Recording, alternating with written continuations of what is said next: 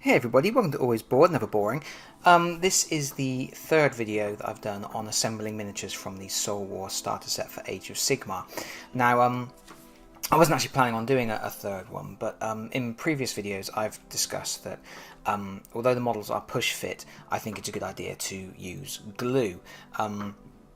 You're pushing the models together, so in general you might as well just put a drop of glue in the connector points. It's not going to do any harm.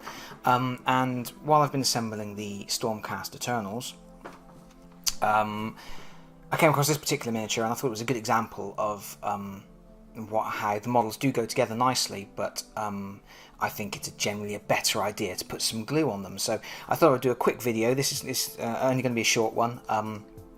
There are other pressing matters today, namely a football match, which would have played by the time you see this video, so it's either going to be a case of it's coming home or we're coming home for England fans.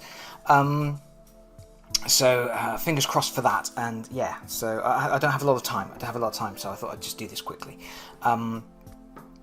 And then this will definitely be the last video that I do on assembly, and then I'll just do a video at the end that looks at all of the miniatures. But anyway, this is one of the Stormcasts. It's one of the magic-y ones with the magic wands. I can't remember what they're called. They've all got silly names. It's a magic space marine. And yeah, it's really cleverly engineered how it goes together. And you end up with a very dynamic pose, but I thought it was a good example of why not using glue can cause some issues.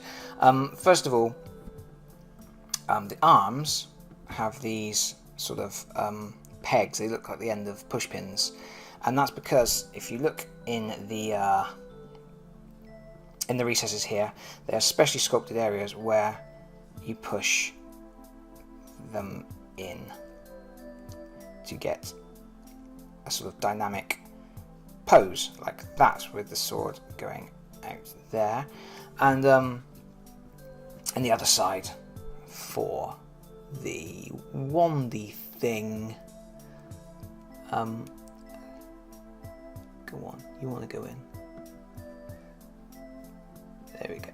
So they are designed to only sort of fit in on a very specific sort of angle, but so there you go. So that's how those two go on, and then there will be this body clips over the front. It's all very clever, and that will hold the arms in place. The problem being, while you're assembling the miniatures, you're trying to pop this bit on the front, and yeah, this has already happened here. That you're trying to get this in, and then this one will move a little bit, and it's a fiddle. It's a fiddle. You have to keep. Okay, he's fallen out. I'll put him back in again. He's got to get back in there. Oh, he's fallen out again. Oh, hold on a minute. I haven't done the head. The head sandwich is in as well. So hold on a minute. Let's put the head together. Anyway, yeah, you can see what the problem is. And also, I'm not convinced that when that's pushed together, don't worry, he's armless. But I'm not convinced when that's completely pushed together. I don't want to push it together completely, but I think there's going to still be a little bit of wiggle in those arms, because that peg fits through that hole. I reckon that there's going to still be a little bit of wibble wobble. I'm going to put this guy together without glue, and we will see. Anyway, separate. The other problem is that you've got the and quite a few of the Stormcasts like this.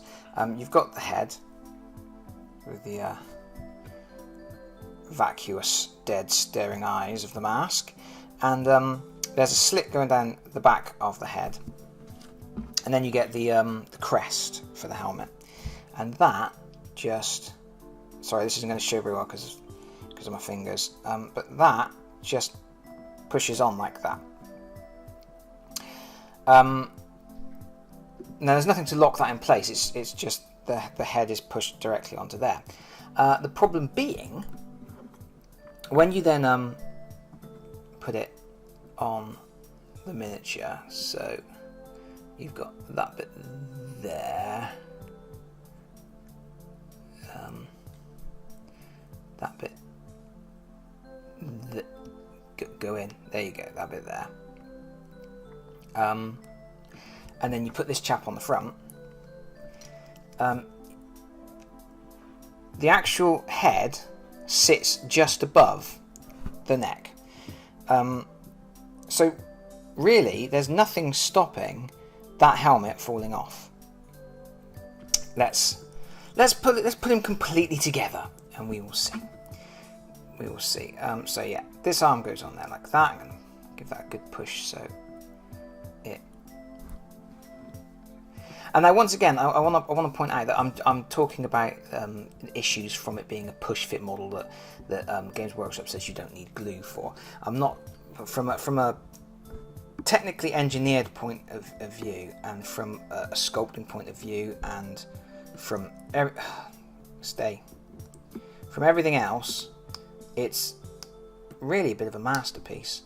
Go, clippity clip, clip. Clip, squeeze. There's some ugly joins there. Ugly joins on the old. Yeah, that's going to require some filler. Yeah, there's some wiggle in the arms, and yeah.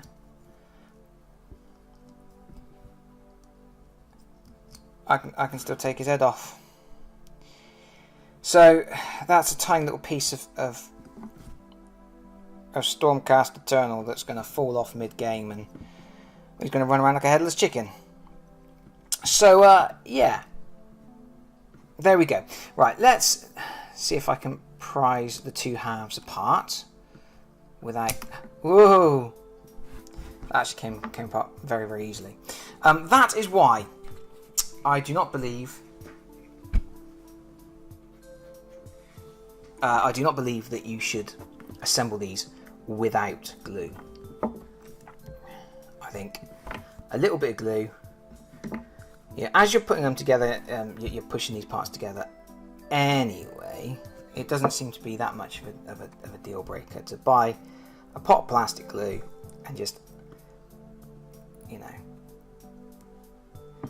Sorry, I went completely out of the viewfinder then. I sort of forgot that I was supposed to be filming this for you guys. So I was just concentrating on lining the parts up. Oh, what am I doing? What am I doing? There's the back.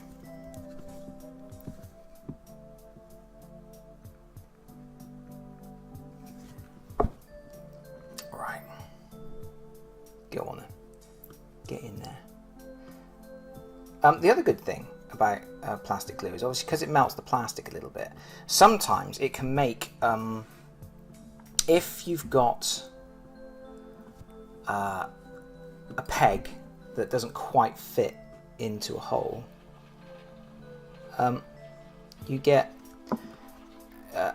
you melt the hole a little bit, so the hole will reshape slightly to the peg, which is nice. It's a good little bonus. I find plastic glue can save a lot of woes. Like I say, you can use super glue. It's not the end of the world if you're using super glue, but if I had to make a recommendation, I would recommend plastic glue. Obviously, I'm using plastic glue.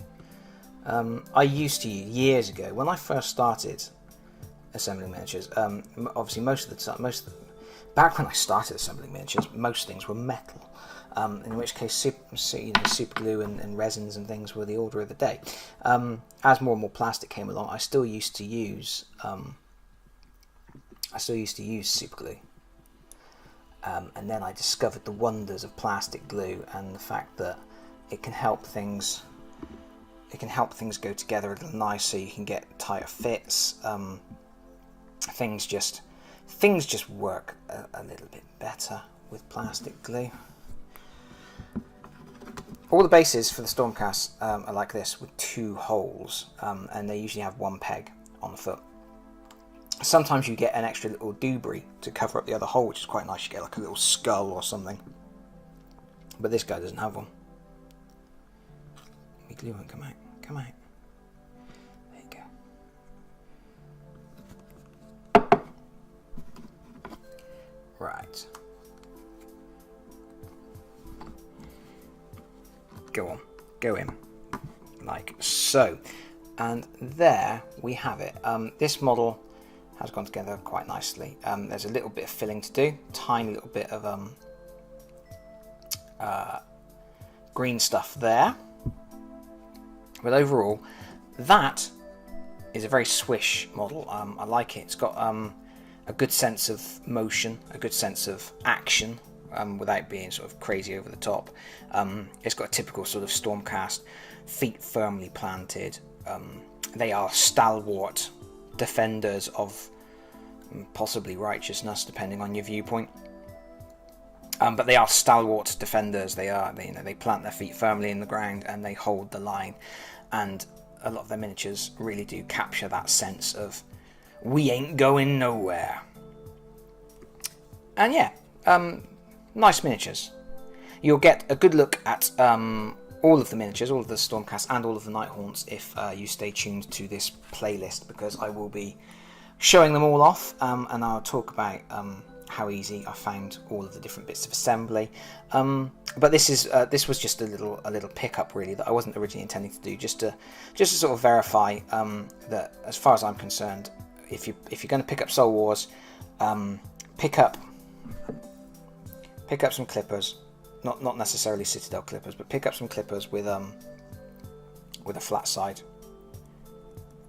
some snips, and pick up some plastic glue, because I genuinely believe it is the best option, and don't believe everything you read when it says no glue required. That's it from me for now.